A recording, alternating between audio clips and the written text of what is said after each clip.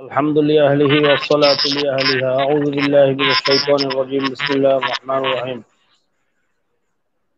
ادعو إلى سبيل ربك بالحكمة والموعظة الحسنة وقال الله عز وجل في آية أخرى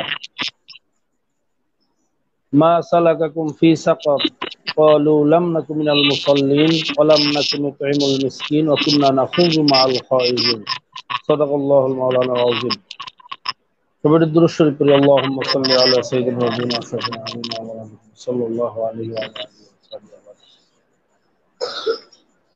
ইসলামী যুব আন্দোলন প্রতিষ্ঠা বার্ষিকী উপলক্ষে আয়োজিত আজকের এই অনলাইন সভার মোহতারাম সভাপতি প্রধান অতিথি এদেশের লক্ষ কোটি তৌহিদি জনতার আধ্যাত্মিক ও রাজনৈতিক রাহবার আমাদের প্রাণপ্রিয় আমির হযরত মাওলানা মুফতি সৈয়দ মোহাম্মদ রেজাউল করিম পীর সাহেব চরমোনাই, বিশেষ অতিথি এদেশের হাজারো লক্ষ কোটি মানুষের নয়নের মণি নায়েবে আমিরুল মুজাহিদিন ইসলামী আন্দোলনের মোহতারাম নায়েবে আমির হযরত মাওলানা মুফতি সৈয়দ মোহাম্মদ ফয়জুল করিম সহ আমাদের সাথে অনলাইনে যুক্ত আছেন কেন্দ্রীয় বিভিন্ন স্তরের দায়িত্বশীল যুগ্ম মহাসচিব হযরত মাওলানা গাজী আতাউর রহমান সাহেব দামাত বরকাতুহুম। আমাদের সাথে আরো উপস্থিত আছেন আমাদের সাবেক ছাত্র যুব নেতা জনাব অধ্যাপক বেলায়েত হোসেন সাহেব।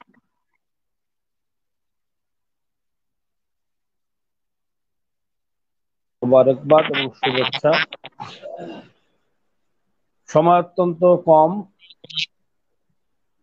আমির নায়েবে আমির আমাদের সামনে গুরুত্বপূর্ণ দিক নির্দেশনামূলক বক্তব্য প্রদান করবেন। সংক্ষিপ্ত আলোচনা। আমরা এমনই একটা সময় আজকে এই অনলাইন প্রোগ্রাম করতেছি যেই মুহূর্তে শুধু বাংলাদেশ না সারা বিশ্বব্যাপী মানুষ শঙ্কিত, অসুস্থ, কেউ আতঙ্কিত, কেউ ক্ষুধায় কষ্ট পাচ্ছে, কেউ বিভিন্ন ধরনের ব্যবসা বাণিজ্য নিয়ে টেনশনে অসুবিধার মধ্যে আছে। ঠিক সেই মুহূর্তে আমরা আজকে প্রোগ্রাম করতেছি। দেশে বিদেশে যে যেখানে যে অবস্থায় আছেন আমি সকলের জন্য দোয়া করি আল্লাহ পাক রব্বুল আলামিন এই করোনা মহামারী সহ এই গজব, এই আযাব থেকে আল্লাহ আমাদের সকলকে হেফাজত করুক, আল্লাহ আমাদের সকলকে সুস্থ রাখুক, ভালো রাখুক। আসলে যুব আন্দোলন কি এবং কেন ইতিমধ্যে আমাদের কেন্দ্রীয় দায়িত্বশীল সহ আমাদের বক্তারা বিস্তারিত আলোচনা করেছেন। যুবকদের সার্টিফিকেট তো আল্লাহ রাসূল সাল্লাল্লাহু আলাইহি সাল্লাম নিজেই দিয়েছেন। আল্লাহ রাসূল সাল্লাল্লাহু আলাইহি সাল্লাম বলছেন যে বুড়ারা আমার বিরোধিতা করছে, যুবকরা আমার সহযোগিতা করছে। বদরের যুদ্ধে আল্লাহ রাসূল সাল্লাল্লাহু আলাইহি সাল্লাম যখন শঙ্কিত ছিলেন, মাত্র 2টা তলোয়ার, 4টা যুদ্ধের পোশাক, বর্ম, শিরস্থান, মাত্র কয়েকটা ঘোড়া, অন্যদিকে কাফেরদের বিশাল শক্তি, বিশাল বাহিনী। যুদ্ধের দিক থেকে বিবেচনা করলে এটা কোনো যুদ্ধই হতে পারে না, এটা একটা তামাশার মতো মনে হয়েছে, কিন্তু উপায় ছিল না। আল্লাহ রাসূল সাল্লাল্লাহু আলাইহি সাল্লামও চিন্তিত। তখন এক যুবক মিকদাদ ইবনে আসওয়াদ রাদিয়াল্লাহু তাআলা আনহু তিনি দাঁড়িয়ে বলছিলেন, ইয়া রাসূলুল্লাহ, ইয়া হাবিবাল্লাহ, আপনার নেতৃত্বে আমরা যুদ্ধ করব, আল্লাহর উপর ভরসা করে। আমরা আপনার ডাইনে থাকবো, বামে থাকবো, সামনে থাকবো, পিছনে থাকবো। একটা কাটার আঁচড়ও আপনার গায়ে লাগতে দিব না। যখন এই যুবক সাহস নিয়ে দাঁড়িয়ে কথা বললেন, তখন অন্যান্য সবাই উদ্বুদ্ধ হলেন। মাত্র 313 জন নিয়ে আল্লাহ রাসূল সাল্লাল্লাহু আলাইহি সাল্লাম রমজান মাসে একটা খেজুর ভাগ করে 4 জনে, যেটা সেহরিতে একটা খেজুর দিয়ে 4 জনে সেহরি খেয়েছেন।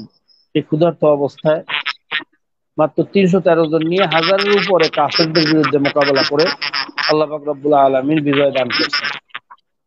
তাই যুবকদের ভূমিকা যুগে যুগে ইতিহাস পড়লে আমরা দেখব যে যেই সমাজের যুব শ্রেণী জাগছে সেই সমাজ জাগছে, যেই সমাজের যুবকরা সমাজকে পরিবর্তন করার জন্য চেষ্টা করছে সেই সমাজ পরিবর্তন হয়েছে। এটাই ইতিহাস, এইটাই আমরা ইতিহাস থেকে জানতে পারি। কাজী একটা সমাজ পরিবর্তন করতে হলে বা একটা আদর্শের বিজয় করতে হলে যুবকদের কোনো বিকল্প নাই। যুবকদের দ্বারা যেটা সম্ভব, কোনোদিন বুড়াদের দ্বারা সেটা কোনোদিন সম্ভব না। যেমন কালকে অসুস্থ রোগী, করোনার রোগী, অক্সিজেন নাই, মুমূর্ষু অবস্থায় 80-র নিচে তার অক্সিজেনের মাত্রা পালস মিটারে অক্সিমিটারে 80-র নিচে আসছে। রাত্রবেলা ইমার্জেন্সি ভাবে যেতে হবে মোটর সাইকেলে সেই অক্সিজেন সিলিন্ডার নিয়ে, মাইলকে মাইল কয়েক ঘন্টার পর এই ভারী সিলিন্ডার নিয়ে রোগীর কাছে পৌঁছা, এটা কোনো বুড়া মানুষের দ্বারা সম্ভব ছিল না, যুবকদের দ্বারা সম্ভব হয়েছে।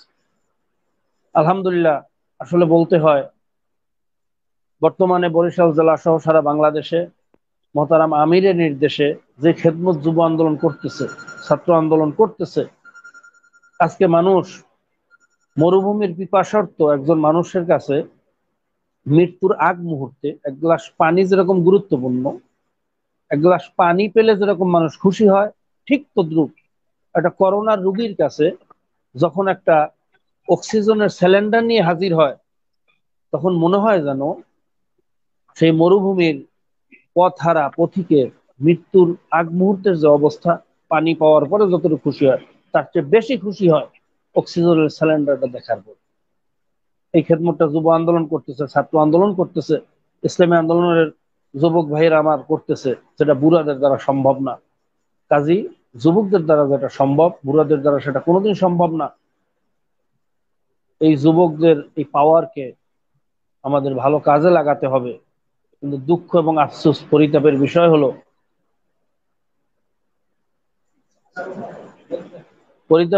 হলো, আজকে এই যুব শক্তিটাকে, এই যুবকদেরকে কিছু অসাধু রাজনীতিবিদ এবং এই দেশের কিছু তথাকথিত লিডাররা এই যুবকদেরকে বিভিন্ন খারাপ কাজে তাদের শক্তিটা ব্যবহার করতেছে।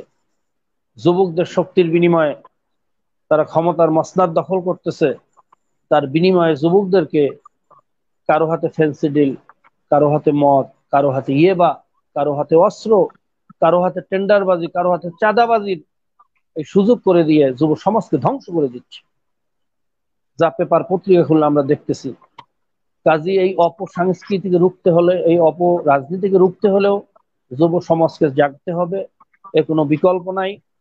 কাজী আসুন, সারা দেশের যুব সমাজকে আমি আহ্বান করব, ইসলামী যুব আন্দোলনের পতাকা তলে আশ্রয় নিয়ে এই দেশ ও জাতির ভাগ্যের পরিবর্তন করার লক্ষ্যে আমরা কাঁধে কাঁধ মিলিয়ে কাজ করি, এই উদাত্ত আহ্বান রাখবো। সাথে সাথে আরেকটা কথা, আমাদের মহতারাম যুগ্ম মহাসচিব গাজী আতাউর রহমান সাহেব কিছু গুরুত্বপূর্ণ কথা বলেছেন, যে সরকারি কিছু দায়িত্বশীল তারা বলতেছে যে প্রবৃদ্ধির হার আমাদের আগের থেকে বাড়তেছে, আমাদের রেভিডেন্স প্রবৃদ্ধি এবং অর্থনৈতিকভাবে আমরা আগাচ্ছি। আসলে এই বক্তব্য কিভাবে দেয় একজন দায়িত্বশীল আমাদের বুঝে আসে না। আমরা বাস্তবে যারা ছোটখাটো ব্যবসার সাথে জড়িত আছি, আমরা দেখতেছি শত শত ব্যবসা প্রতিষ্ঠান বন্ধ হয়ে যাচ্ছে, শত শত মানুষের চাকরি হারা হচ্ছে। এক মেডিকেলের প্রফেসর, বিভাগীয় প্রধান, সে ফরেন্সিক বিভাগের বিভাগীয় প্রধান, আমি নাম বলবো না, আজকে তিনি তেনার কর্ম থেকে যেহেতু লকডাউনের কারণে অনেকেই চাকরি বন্ধ, তো বেতন বন্ধ হওয়ার কারণে আজকে তিনি ধার কর্জ করে চলতেছেন। আমাদের কাছেও সহযোগিতার হাত বাড়াইছেন, সহযোগিতা চেয়েছেন, অথচ সরকারি দায়িত্বশীলরা বলতেছে অর্থনীতি চাঙ্গা আছে, প্রবৃদ্ধির হার বাড়তেছে। আসলে এরা কিভাবে কি বক্তব্য দেয়, কি অবস্থায় বক্তব্য দেয় আমাদের বুঝে আসে না। লকডাউনের নামে যে তামাশা চলতেছে, এটা লকডাউন নাকি তামাশা? রাস্তায় জামে হাঁটা যায় না। ঢাকা থেকে বিভিন্ন জায়গার থেকে মানুষ গাড়িতে আসতেছে, জিজ্ঞাসা করি কিভাবে আসলেন, পথে পথে টাকা দিলেই আসা যায়। এটা কেমন লকডাউন? এই লকডাউনের নামে যে তামাশা চলতেছে এবং এই তামাশার মাধ্যমে এই দেশ এবং জাতিকে ধ্বংস করার ষড়যন্ত্র চলতেছে, জানি না এর পিছনে কাদের হাত, কাদের পরামর্শ, এবং এই পরামর্শদাতা কারা, এদের কি বুদ্ধি আছে নাকি বুদ্ধি প্রতিবন্ধী? আমি জাতির কাছে প্রশ্ন রাখতে চাই। আবার কারো কারো বক্তব্য শোনা যায়, কেউ বলে আমরা করোনার সাথে মোকাবেলা করব, করোনার সাথে মোকাবেলা করার জন্য প্রস্তুত। কেউ বলে আমরা করোনার চেয়ে শক্তিশালী। কি আজগুবি কথা! করোনার চেয়ে শক্তিশালী, করোনার সাথে মোকাবেলা করব, এটা কোনো সুস্থ মানুষের বক্তব্য হতে পারে না। আল্লাহ পাক আমাদেরকে এই বুদ্ধি প্রতিবন্ধীদের কবল থেকে হেফাজত করুক। আজকে দেশ ও জাতি দিন দিন কি অবস্থায়, কোন দিকে যাইতেছে। আজকে ভিকারুন্নেসা নুনের প্রিন্সিপালের সেই ভিডিও অডিও রেকর্ড ফাঁস হয়েছে, আপনারা শুনেছেন? এত বড় একটা নামি দামি প্রতিষ্ঠানের প্রিন্সিপাল সেই ভাষা শিখলো কোথায়? যেই ভাষা সে ব্যবহার করেছে, আমার মনে হয় কোনো পতিতালয়ে ভাষা ব্যবহার অনেকে করে না। একটা শিক্ষা প্রতিষ্ঠানের প্রিন্সিপাল এই ভাষা ব্যবহার করছে, তো এদের থেকে জাতি কি আশা করতে পারে? কাজী এই অপরাজনীতি, অপসংস্কৃতি, অপশিক্ষা, এই ঘুণে ধরা সমাজ, এই বিষাক্ত সমাজকে পরিবর্তন করতে হবে। একটা সুস্থ কল্যাণমুখী একটি দেশ আমাদের গড়তে হবে। সেজন্য যুব সমাজদেরকে ঐক্যবদ্ধ হওয়ার জন্য আমি আহ্বান জানাবো। আর বিশেষ করে আমাদের আমিরের নির্দেশ, করোনায় কষ্ট পেয়ে কোনো মানুষ যেন না খেয়ে মারা না যায়, বিনা চিকিৎসায় মারা না যায়, সেই বিষয়ে সকল নেতাকর্মীদেরকে সতর্ক এবং সজাগ থাকতে বলা হয়েছে। আলহামদুলিল্লাহ, এ বিষয়ে আমাদের নায়েবে আমির বিস্তারিত বক্তব্য দিবেন। আমাদের বরিশালে আমরা সেই চ্যালেঞ্জ গ্রহণ করেছি, কোনো করোনার রোগী অক্সিজেনের অভাবে যেন মারা না যায়।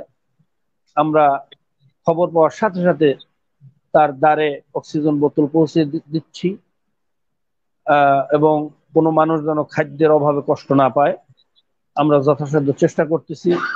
এবং সকলকে আমি উদ্যোক্ত আহ্বান জানাবো, বিশেষ করে যুবকদেরকে, বাংলাদেশের কোনো একটি মানুষ যেন ক্ষুধায় কষ্ট না পায়, বিনা চিকিৎসায় মারা না যায়, অক্সিজেনের অভাবে কষ্ট না পায়।